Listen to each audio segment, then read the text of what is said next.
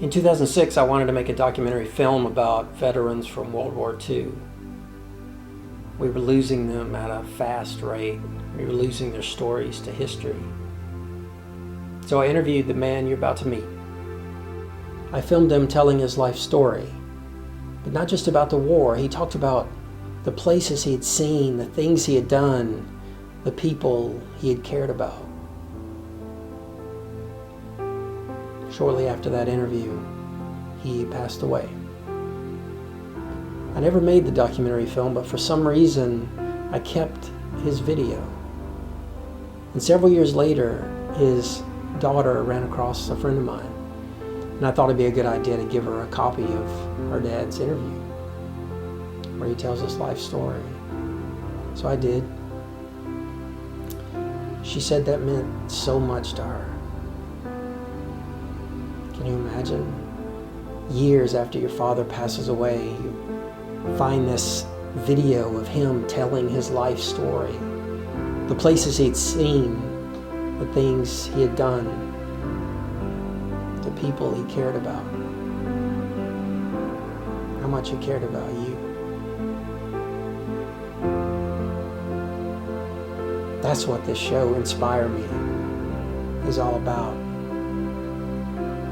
It's all about how people can make a difference in other people's lives.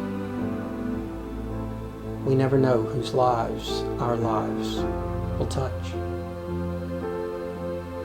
So now, I'd like you to meet Ed Donaldson.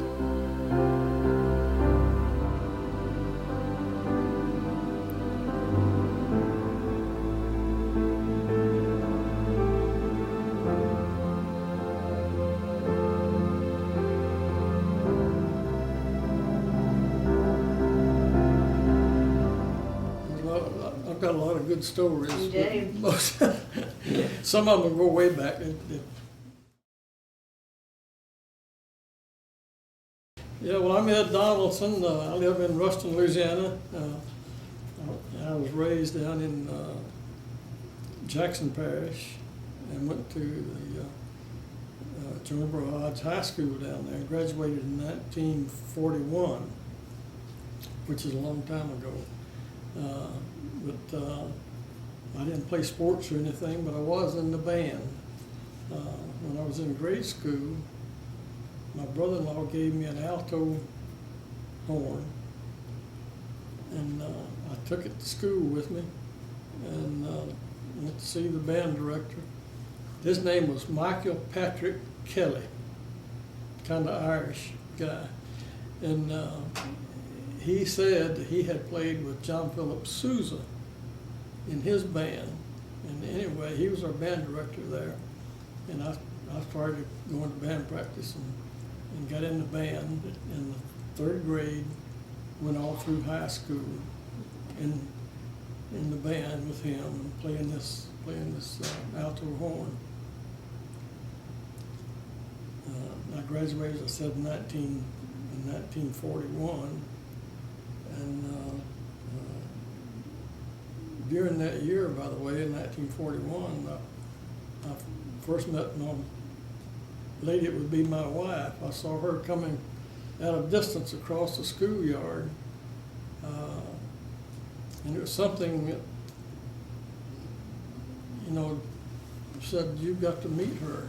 And I didn't do anything about it then, but eventually we met. Anyway, we wound up getting married, but that's a real interesting story too.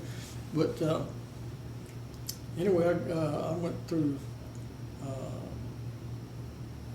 I graduated in 1941. I was 16 years old when I graduated, and too young to go in the Army. But the war started in December 7th in 1941, wasn't it? My father, who was a carpenter and a farmer, he had a farm outside of Hodge, went to work as a carpenter in the building plants to make war materials, shells or whatever. He even went to work in El Dorado, Arkansas, And he would drive up there every day from Hodge, working up there building a war materials plant of some kind. And we lived on a farm down there, and I farmed that place that year. Either that year or 42, maybe 42 was the last time. But I was too young to go in the Army. I was just 16 when I got out of high school. So I went to the Huey P. Long Trade School down in Winfield and took a course in machinist course.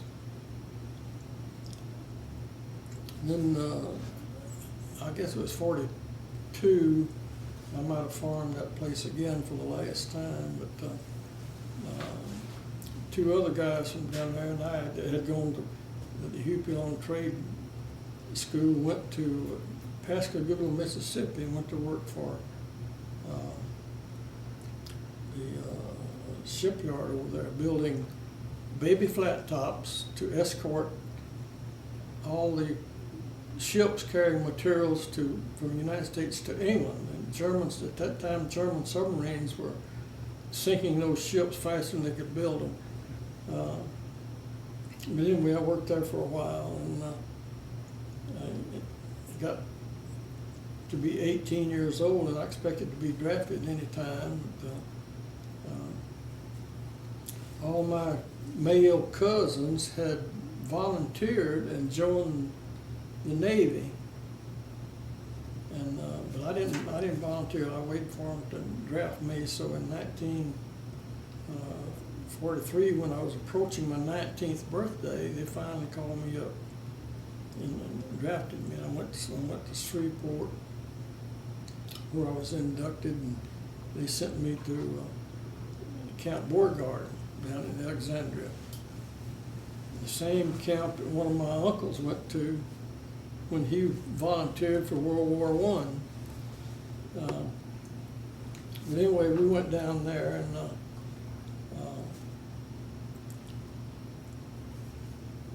one day after we got down there and got kind of situated at Camp Beauregard, they called us out one day and said, "We're going to assign you to a branch of service, and you can have your choice of your branch of service." So I got out there, and there'd been a line of tables there, and Sergeant inspected all the papers and everything. And I went through the line, and Sergeant got out my paper there and says, "What branch of service you want?" I said, "The Navy." With all my other cousins had been in the Navy. So he reached over and picked up a stamp,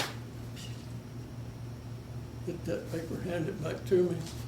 Across the top in letters about that high, it said ARMY. So much for volunteering for anything.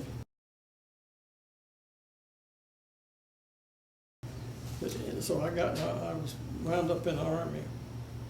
2 or 3 days after that, this was in late November, I got called out again, and they said, "Pack your duffel bag and put your overcoat on the top."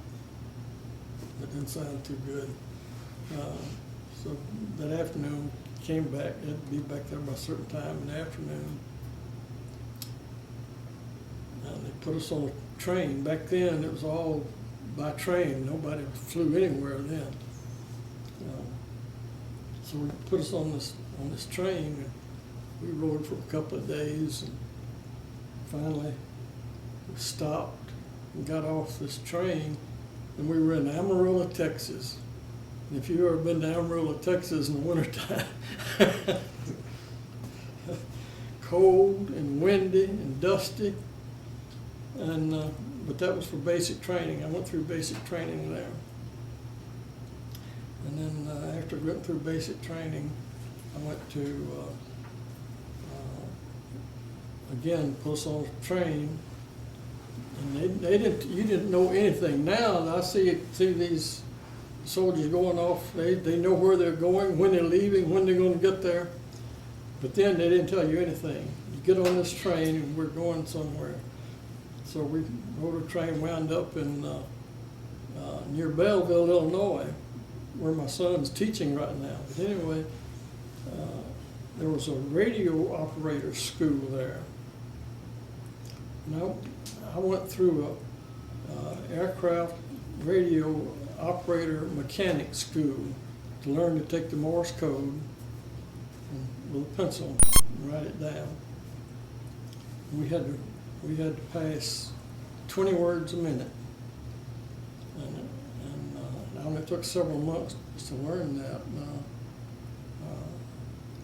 It's kind of stressful because you sit there for hours with nothing but the headsets on, listening to dots and dashes, and learn to write that down. But it's amazing how after a while you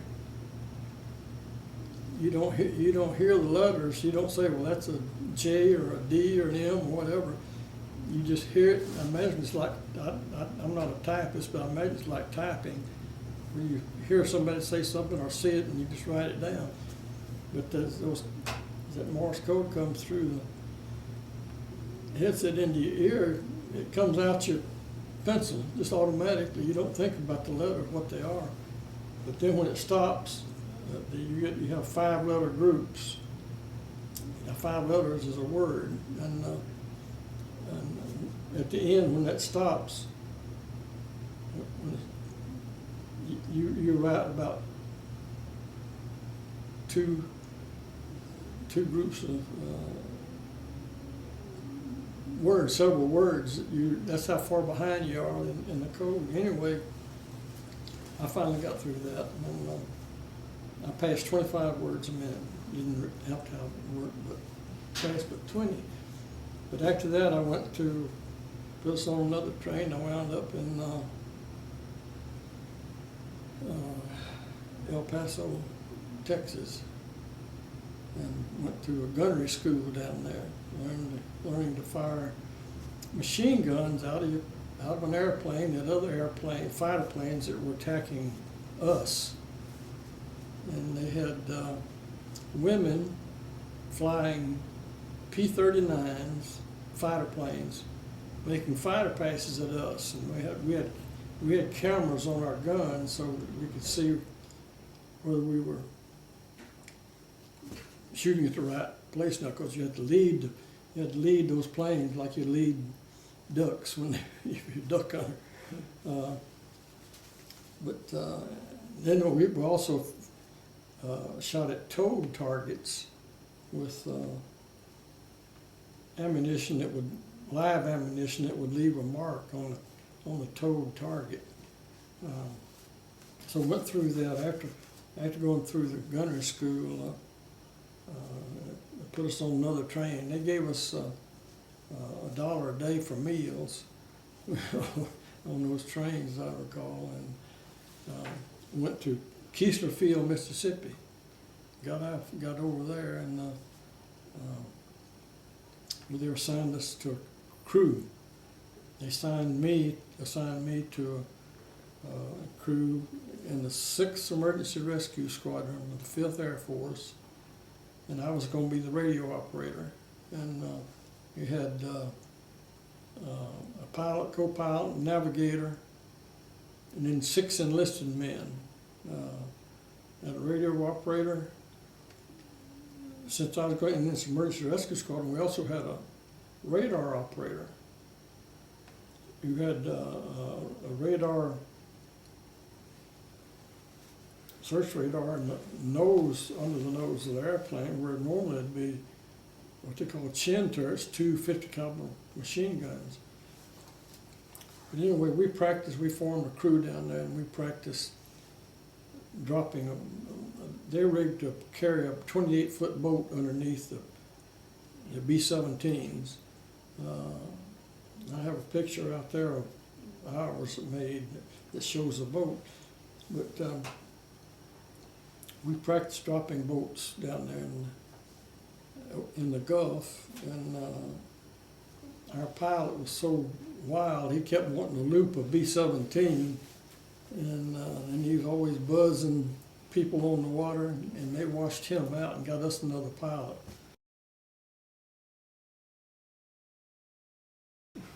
He went with us to, we went from there on to Hunterfield, Georgia, which is Savannah. And we got a brand new B-17 rigged to carry a boat underneath, and brand new. We flew from there to Sacramento, California, came right over Ruston, and I had told my pilot that my home was right near Ruston, about 20 miles south of Ruston, down at Hodge. So he got over Ruston, he called me up to up front and says, which way to your home? So I said, well, Hodge is about 20 miles south of here. So he turned and went south, I guess. And we never found Hodge. That big paper mill and everything down there, never could see it. But what happened, I think he turned, first thing I saw that I recognized, it said Minden Hardware on top of this building. Mm-hmm. So we had passed Hodge. And we flew on to Sacramento and stayed there 2 or 3 days, had a fuel tank installed in our bomb bays where normally B-17 bombers carry bombs, so we'd have enough fuel to get from California to Hawaii. And after they got that done, we flew from Sacramento to Hawaii, and it took us 15 hours and 15 minutes. I don't know how long it takes a plane now to get from California to Hawaii, but maybe 5 or 6 hours. We stayed there for a few days, got shots for immunization shots, different things. And after we got through with that, we left on our way to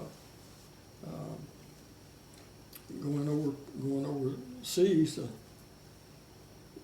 join the war. And we flew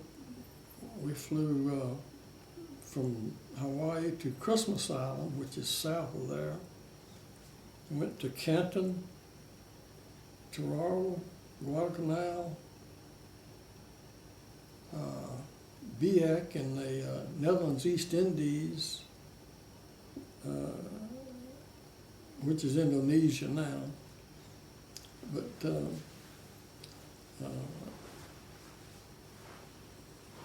there, let's see, we had we got there at Biak Island. They had a USO show that night. There, all these USO people come through there, and we went to that. Joe E. Brown was the comedian in doing that, and I know y'all don't know Joe E. Brown, but anyway, after the show, they told us that we could stop at a mess hall up somewhere up there. Would have coffee and donuts. So I was with our crew. There's 6 of us. One of our guys stayed back and worked, make sure everything on our airplane was going to be okay. And we went on over to this mess hall and went in there, and I didn't see any signs of any coffee or donuts. And there was a soldier standing there. He was an Australian, in fact. And we had been told that there were no Japanese planes close enough to bomb that island of Biak.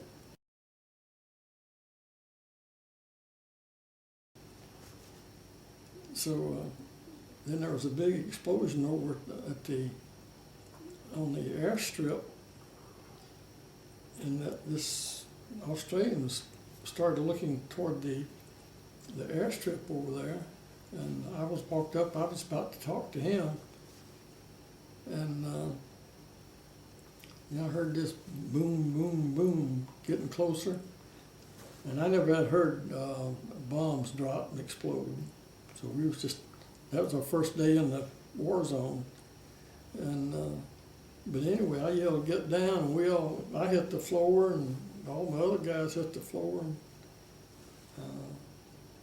bomb went off right outside the mess hall. The wall didn't have it just had the croaker sack material to cover the studs because it was warm. It didn't need anything to contain the things. But anyway, after that, there was a big explosion there, and it was all over.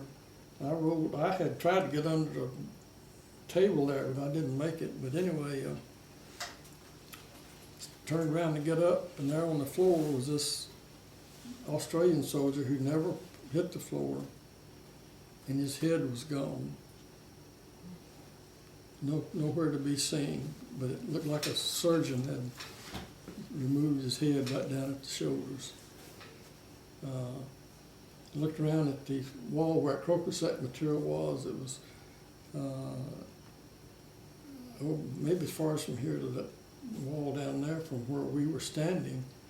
And I was standing directly between him and where this bomb shrapnel came through the wall. So we were lucky that we hit the floor. And we got up and ran out. And I said, "Let's get away from all these lights." The lights never did go out. No alarm or anything. And we, after a few minutes of trying to find a place away from the lights, they sounded an all clear signal. Somebody was with us had joined up with us, said that's an all clear. So we went back to the mess hall and going by there, and somebody told me, he says, "There's blood running off your hand." And I looked, and there was some blood dripping down my hand here. And it's coming from a small place in my wrist. So I went over to the medical place there. The doctor looked at it, and I had caught a small piece of shrapnel from that bomb that went off. And he took that out and gave me a tetanus shot and taped it up and sent us on our way. But that plane had, on the way back to our tent, we saw tents where there's direct hits on those tents. And all the tents have little trenches around them to drain the water off when it rains. And those that had direct hits on there was blood standing in those trenches. So many people got killed in those.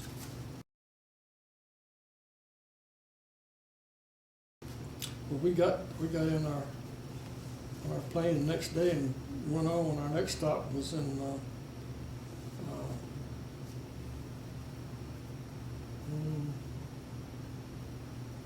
island south of Louisiana. The fighting had just stopped there.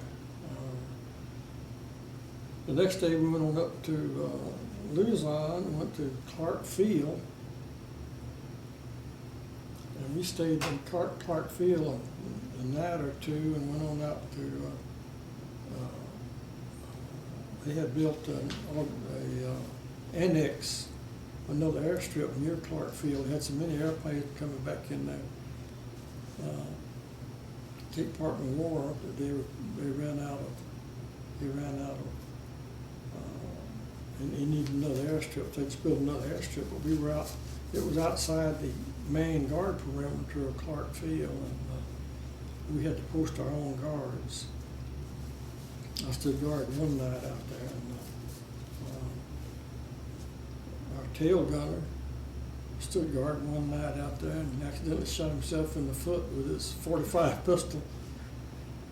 Some people thought he did it on purpose so he could come back home. But I don't know, but it was, I stood out there one night and I had a rifle and a pistol. Fortunately, I didn't see any Japanese. We could see the Japanese at night around their bonfires. We could see the Bataan Peninsula from where we were, in the foothills of the Bataan Peninsula. And we see the Japanese around their fires at night, and sometimes they'd come in and try to get to our garbage cans and try to steal stuff out of the garbage cans at night for food, since they didn't, I guess they were needed food. How close were they? We were on top of a little hill kind of, and another, one of my crewmates and I went down to the airstrip one day, and on the way back, we heard some firing, rifle firing. We got up where we kind of see over the top of that hill, and there's two groups of people. Some people, they were all running around in weeds and stuff. And, some Americans had spotted a Japanese up there hiding out, waiting for dark, so he could come down and try to steal some food or something. And they took their rifles up there, the Americans did, and they started shooting at them. And I told this guy, well, let's just sit down here below the crest of this hill and wait till all that shooting stops. And we did, and after while the shooting was over, we went on back up to our tent, and one of my crewmates and a guy from another tent was standing in the door of our tent watching all that firing over there, and the other guy standing with him got shot, hit in the breast with a rifle shot when that shooting was going on, and killed him. So although we were in a non-combat outfit, but it was still dangerous business being around all that. And later we moved up to Lingayen Gulf, where General MacArthur waded ashore. You've probably seen pictures of that. We were near there where he came in. We stayed there. We could still hear bombs dropping, artillery exploding north of us. The Americans had pulled American troops back, and the Filipinos were still fighting the Japanese in the northern part. It was just kind of a mop-up operation. And that's what we heard. And one day there was a flight of 4 P-38 fighter planes came back, landed at our airstrip to get some fuel, so they were running low on fuel. And it came a rain a thunderstorm while they were there, and we were on a dirt airstrip, and the airstrip got wet, and they couldn't take off. They had to stay till another day or two. And when the airstrip started drying out, one end was still wet, and so it kind of shortened the airstrip. And anyway, they took off in formation and flew down, turned around, and came back one at a time. There was alongside our airstrip was a palm trees, I don't know if coconut palms, whatever, tall anyway. Anyway, those P-38s came back by one at a time, just beyond those trees. Each one of them did a roll as they passed our airstrip and went on up back home wherever they were based.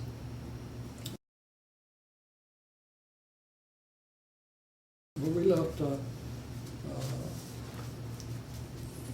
after we were there, we went on up to I.E. Shima, which was a small island right off Okinawa. About 2 or 3 miles from Okinawa. We were based there, and when we first got there, we'd have air raids every night, and usually it was just one plane, but we could see the anti-aircraft fire lights cross. They'd see them in the crosshairs, and they'd be firing at it. And then they got a squadron of P-61 night fighters called Black Widows, and they were at school up at night. And when one of those Japanese planes came down after that, they never got back to Japan, because these Black Widow fighters had radar. And they said they could go up right up on these Japanese planes. The Japanese planes wouldn't even know they were around until shot them up, but I used to go up there and watch them take off. It's kind of weird. They were twin booms, kind of like a P-38, but painted black. They would take off right at dusk, and it was kind of, you raise goosebumps on you when when you see them taking off. This went on until August the 15th. The United States and Japan declared a ceasefire. August the 16th, the next day, we were flying around some small island up there near mainland Japan, and our tail gunners, we were flying real low, maybe about 500 feet or so. Our tail gunner says, "I see an anti-aircraft gun following us down there." He told the pilot where it was. About that time, I saw one shot. I don't know how many times it shot at us, but we were so low and so close, it was like point blank, and the pilot dropped even lower and accelerated, and we got away from there. But that was the day after the ceasefire. That was October the 16th. October the 20th is when the Japanese sent a peace delegation down to Manila to talk to MacArthur's people about the surrender procedures and all. And they had, the Japanese army had been trying to prevent the emperor from surrendering. And the emperor had made a tape, audio tape, that they were going to play on the radio telling people in Japan that he was going to surrender. And there's a story about all this by Oliver North on his show, War Stories. And anyway, the army was opposing the emperor, trying to keep him from surrendering. Anyway, they did play that tape, got that tape, and he announced he was going to surrender. And that was after they had declared the ceasefire. And August the 20th, they arranged for two planes, Betty bombers, twin-engine bombers, to bring the Japanese delegation actually to the island we were on, although they didn't tell anybody where they were going. They had told the Japanese to get their delegation on these two planes, let them take off and get at a certain altitude going south, and they gave them a password and a frequency. It says, you get on this frequency and you call this password, and an American will contact you by radio, the planes, Japanese airplanes. So they did that, when they called this on this frequency and gave this password, American answered and gave them a heading to take, which was south from Japan. And after a few minutes, two B-25s met these two Japanese planes and escorted them south. They just told them to follow us. They still didn't tell them where they were going. If you recall, I don't know if you, the famous Jimmy Doolittle radio, when the first bombing of Tokyo in the war, and Jimmy Doolittle took some B-25 planes off an aircraft carrier and bombed Tokyo. Well, after that, the Japanese hated these B-25s, so there was two B-25s, went up and met these two Japanese bombers, and they flew in formation with them, and these Japanese planes just came with them, and they brought them down to i.e. Shima, where we were, when they came in view, and we first saw them, they were way up there.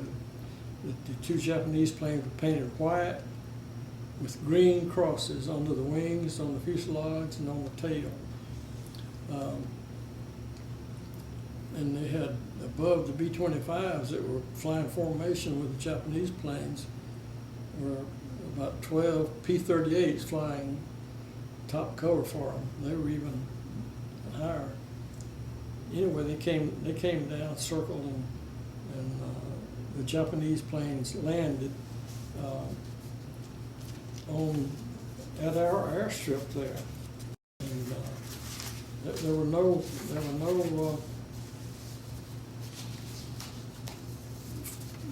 TV, movie cameras, or anything. The only photographs of that were some still photographs that was made by a guy that was in our squadron that was had been a photographer for Life magazine. And I have some of the photos that he made. That's the one with Japanese plane landing, and that was kind of the first time it ever struck me that the war was really over. Here are these Japanese planes coming down here, and here's the one taxiing up there.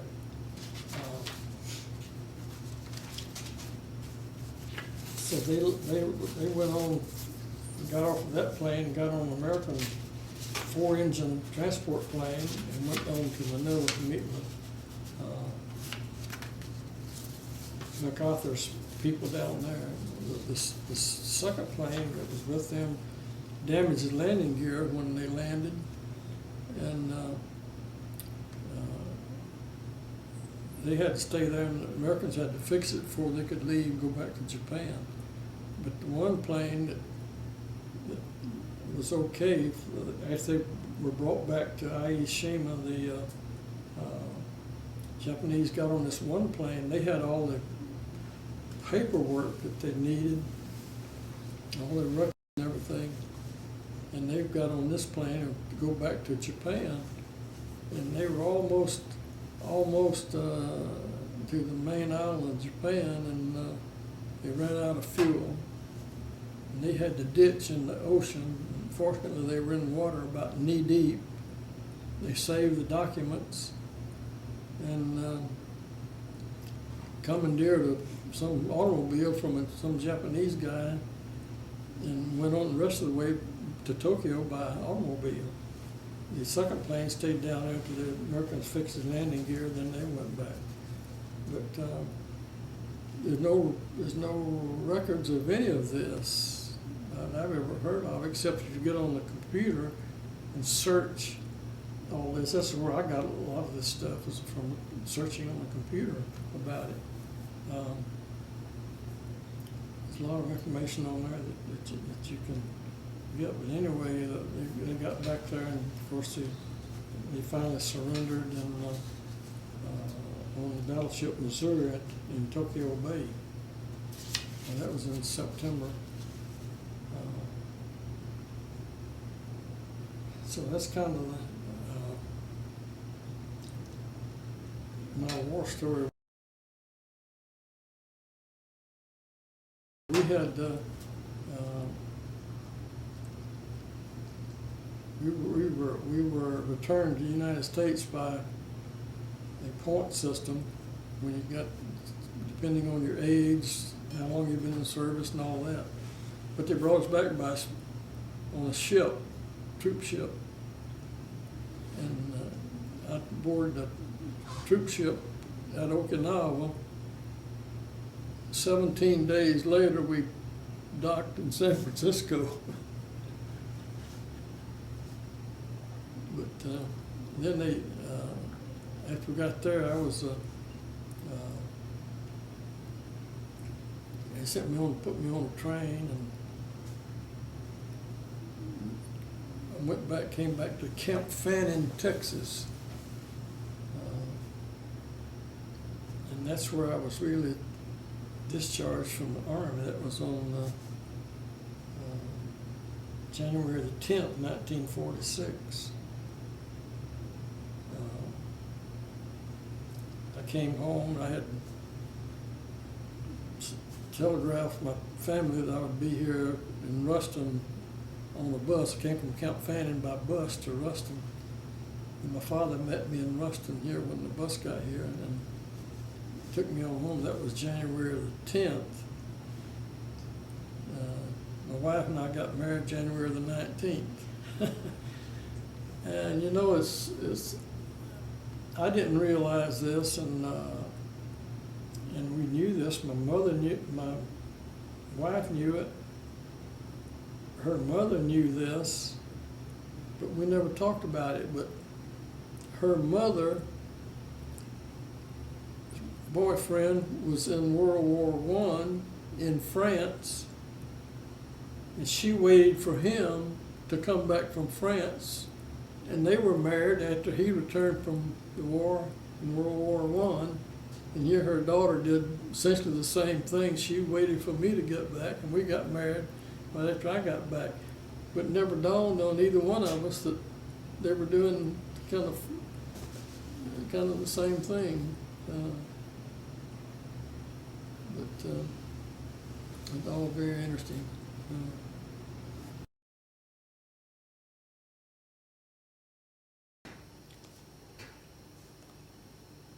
While we were in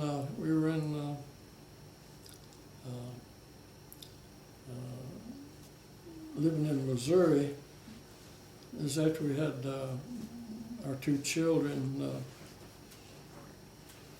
We were down at our church one day. They were making one of these picture directories for phone numbers of people in the church. We went up there to give them our data and all, and our daughter then was about 5 or 6 years old, and we were telling the ladies, they asked us, when were you married, and all this, and what our children's names were and what their ages were, and they asked us about our daughter. When was she born? And we said, well, in 1963, January the 10th, and then we said we were married on in 1946, January the 19th. Daughter said, "Oh, I was born before you all were married." That brought the house down. Yeah. Wow. But that's a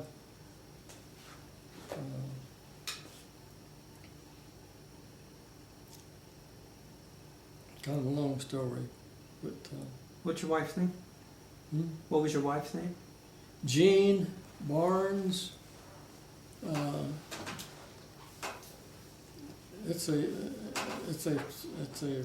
story around that as well. Her father was a deputy sheriff down at in Jackson Parish in the 1930s.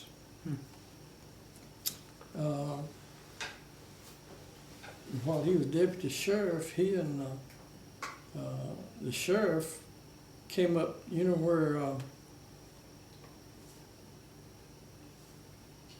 what's the name of that town just outside of Clay? Quitman, Ansley. Huh? Ansley. Ansley. They went up, Ansley is some people moonshining and making whiskey up in the woods out there in Ansley. So one night, he and the sheriff and his deputy, my wife's father, went up there to try to arrest these guys. They got a tip that they were cooking off some whiskey up there. And they did. They went up there and they caught these 3 guys cooking off a batch of moonshine. And they arrested them. The sheriff sent my wife's father back to get the car, which is probably an old T model that you hear coming for 5 miles, But they had parked it a long distance away and walked on into the woods to find these guys. And And my wife, Mr. Barnes, my wife's husband, the father, hadn't gone very far, and he heard a gunshot. Went back up there, and the sheriff had been shot with his own pistol. Was dead, and the prisoners were gone. They were handcuffed together, 3 of them. They were gone. So they got out the largest manhunt there's ever been in Jackson Parish after these 3 guys. And they found them after a few days and arrested them. Within 3 months, they had tried these people at a trial, convicted them, and they were hanged on the courthouse lawn within 3 months of that. Now it takes them 30 years to do that. But anyway, here a couple of years ago, there was an article in the Shreveport Times newspaper about a man was arrested in Shreveport in some kind of drug operation. And of course, they searched his house and they found a pistol, a 44 revolver, pearl handle, in a safe in this man's house. And they asked the man where the gun came from, and he didn't really know much history about it. Said it belonged to his family. Anyway, there was a lady over there that was involved in that arrest in the Shreveport Police Department. She got to researching this, trying to find out where that pistol came from. Turns out it was the pistol that belonged to the sheriff that was killed down at Ansley by these moonshiners. This man that had the gun and was dealing in drugs was a great-grandson or something of that sheriff. And his family had this pistol, and he didn't really know the history of the pistol. We had Gene's father's pistol, and here last year we took that down to, as after my wife died, took that pistol down to a little museum in Jonesboro, Jackson Parish, and gave that to the museum, along with a lot of articles out of newspapers that were published about that killing of the moonshiners down there. Now I understand the sheriff down there has that pistol that belonged to the sheriff, and he has said he was going to give that to the museum also. But that was kind of an interesting story.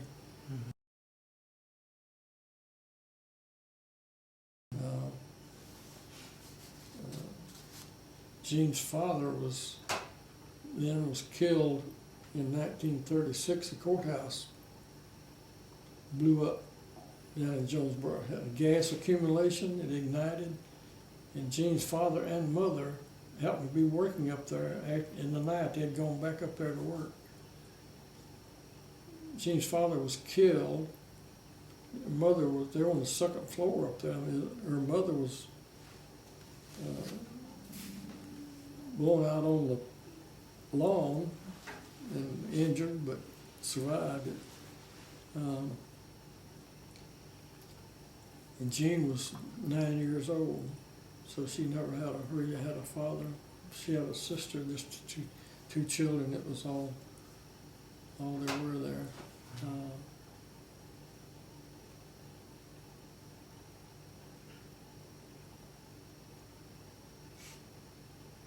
But that's another story where how we met, and I don't know why we met, I don't know, but when they said God works in mysterious ways, that's true. When I was a senior and she was a freshman, this was in 1941, and she later, when she was a senior in 1944, she was the homecoming queen. The and they always had the homecoming game when they played Winfield. And they still do that, I guess, because they were big rivals. And that was the day, I went in the service about a week after that, I guess, when it was in October, I guess, when that game was. And it turns out that I'm interested in my family genealogy and done a lot of genealogy work. It turns out a few years ago, we found out that her grandfather Barnes, when her grandfather Barnes was married, my grandfather Gilbert was the best man at her grandfather's wedding, and we didn't know that until 5 or 6 years ago. You know, and it makes you wonder if there was some kind of, if they willed that we would marry, that they would have grandchildren that would marry someday. We didn't know all that until, but when I saw her, you know, I just couldn't forget her.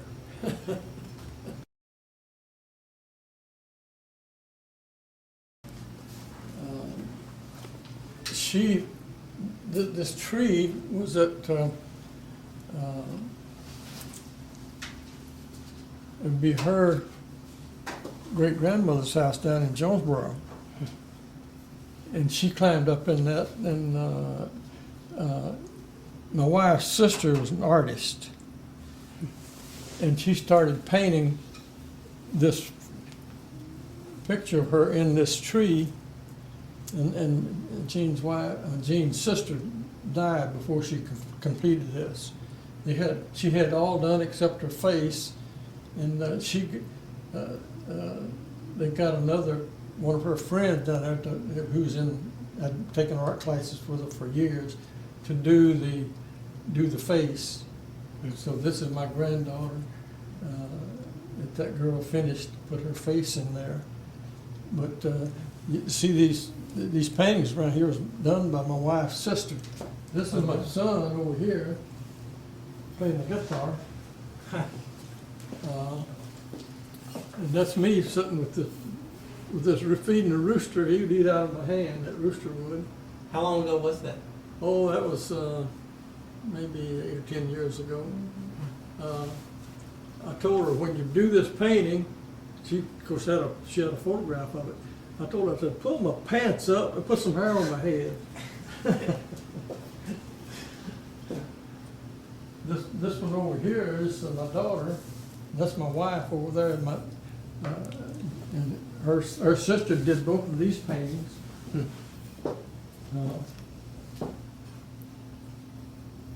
She was a good artist. She sold a lot of her work. This is some of my genealogy work here. That's some interesting things here.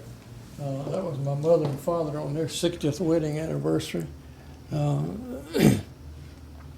Here's some of my brothers and sisters when they were little. Here, so you can see them out with the chickens there. Here, back in the last school year, some of my grandchildren, one of them told their mother, says, they called me Papa. I said, did Papa live through the Great Depression? And my daughter said, yes, he did. That was in the 1920s and 30s. And so I'm writing a story about the Great Depression, how we lived during the Great Depression. Oh, wow. And you can see here, I told them we really didn't have a problem because we were so poor we didn't know what depression was on.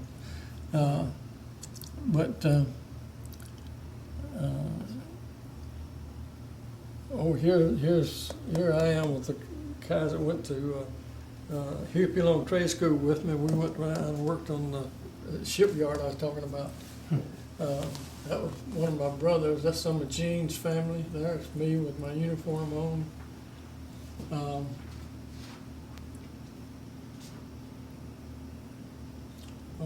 This guy right here was my wife's great uncle, who was a Baptist minister, and he lived during the time right after the Civil War. He was hanged for robbing a train. And his story was that he was in a gang robbing trains over in Texas, and they robbed this train, and they all, somebody shot the conductor or the engineer on the train, and the train was running away, and they all jumped off except him. His story was he stayed on there and stopped the train to keep it from jumping the track and killing a lot of other people. But he was convicted and hanged for that. Oh, wow. Let me show you this one over here. This kind of.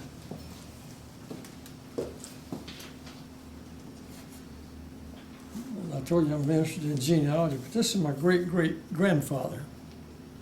His name was Ed Donaldson, and he was born in 1803. He died in 1890, and he was over in Attala County, Mississippi. Do all that genealogy stuff. That's my daughter and her daughter is not as tall as she is.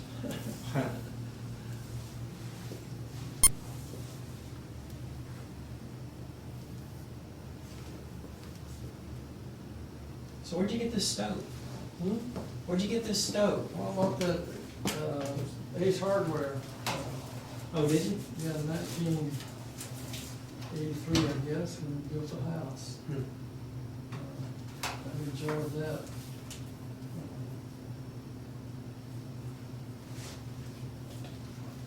What I'm missing.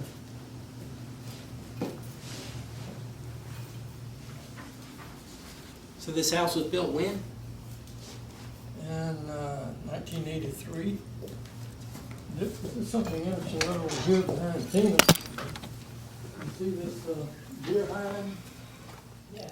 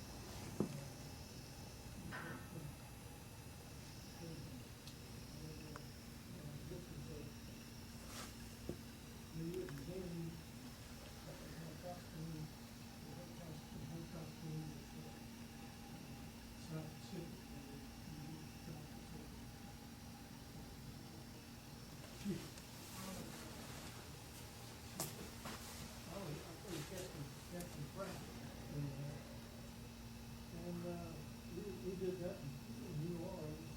I think we had director down there director in New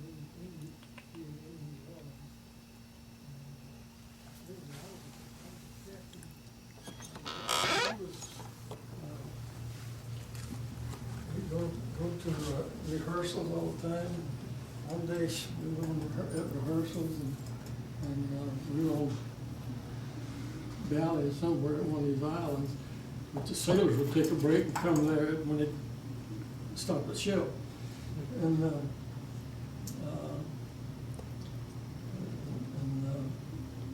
in one part of the play, there all a bunch of sailors come in there and a lot of activity going on.